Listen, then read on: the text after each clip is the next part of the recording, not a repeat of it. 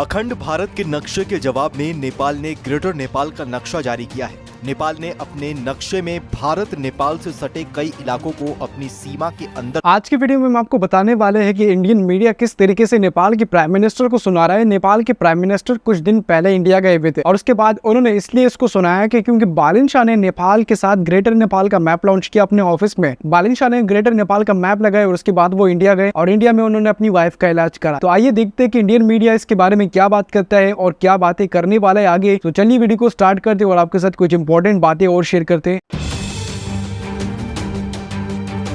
अखंड भारत के नक्शे के जवाब में नेपाल ने ग्रेटर नेपाल का नक्शा जारी किया है। नेपाल ने अपने नक्शे में भारत नेपाल से सटे कई इलाकों को अपनी सीमा के अंदर दिखाया है। नेपाल के द्वारा जारी किए गए ग्रेटर नेपाल के नक्शे में हिमाचल से लेकर बिहार तक के कई इलाकों को दिखाया गया है। माना जा रहा है कि भारत की संसद में लगाए गए सम्राट अशोक के समय के अखंड भारत के नक्शे के जवाब में काठमांडू के मेयर ने ये नापाक हरकत करते हुए ग्रेटर नेपाल का नक्शा जारी किया है। हालांकि काठमांडू के मेयर के द्वारा पोस्ट किए गए इस नक्शे को लेकर खुद नेपाल के विशेषज्ञ ही उनकी आलोचना कर रहे हैं। नेपाल के कानून के विशेषज्ञ इसे बचकानी हरकत करार दे रहे हैं। यही नहीं, नेपाली विशेषज्ञ काठमांडू के मेयर की इस हरकत को देश के संविधान और राष्ट्रीय हितों के खिलाफ बता रहे हैं।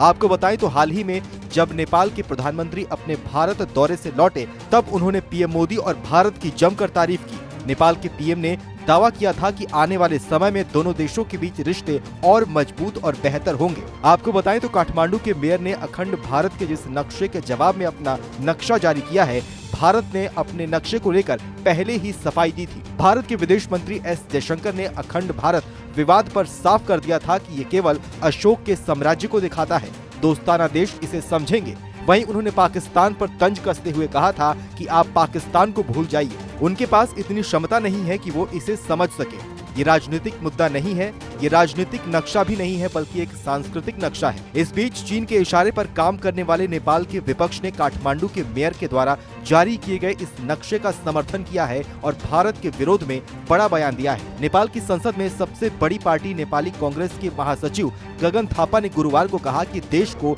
ग्रेटर नेपाल का नक्शा भी आधिकारिक तौर पर प्रकाशित करना चाहिए। ऐसे में ये पहला मौका नहीं है जब नेपाल के विपक्ष ने भारत के खिलाफ बयान दिया है, बल्कि इससे पहले नेपाल के पीएम पुष्प कमल दहल के भारत दौरे को लेकर भी उन लोगों ने जमकर आलोचना की थी। बालिन शाह जो है वो इस टाइम पे इंडिया में मौजूद है अपनी वाइफ का इलाज करते हुए और उनके ऊपर काफ़ी बातें कसी जा रही है। तो उनके ऊपर बातें इसलिए भी कसी जा रही है क्योंकि वो नेपाल से इंडिया जा चुके हैं और नेपाल से जाने से पहले 1 या 2 दिन पहले उन्होंने अपने ऑफिस ग्रेटर नेपाल का मैप लगाया और मैप के बाद काफ़ी हड़कंप मची इंडियन मीडिया में। काफ़ी बातें सुनने को मिली, काफ़ी बातें चली और उस पर इंडियन मीडिया लगातार कोशिश कर रहा है कि कुछ ना कुछ बातें ऐसी हो जाए जिससे नेपाल को फ़ायदा ना हो। और नेपाल को आपको पता है कि वो कोशिश करता है कि हमारा जिसमें फ़ायदा हो हम वही काम करें। तो ये सारी बातें चल रही है इस टाइम पे नेपाल और इंडिया के ताल्लुकात के बीच में। अगर आपको आज की वीडियो अच्छी लगी है तो वीडियो को करें लाइक, शेयर, चैनल को सब्सक्राइब करें।